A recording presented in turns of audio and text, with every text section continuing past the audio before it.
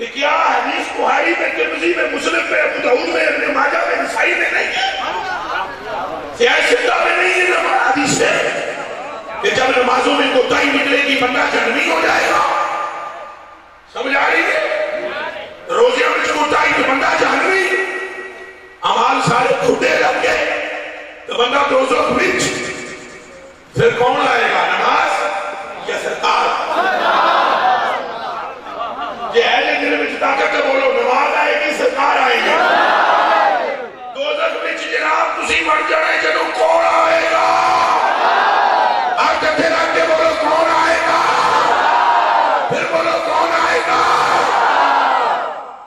حضور فرماتے ہیں یخرجو آئی جو بخاری نبی ہریرہ رضی اللہ تعالیٰ عنہ قال قال النبی صلی اللہ علیہ وآلہ وسلم یخرج من النار یوم القیامت قوم، فرمایا پوری ایک قوم میری امت میں سے جہنم میں نکالی جائے گی بے شفاعتی،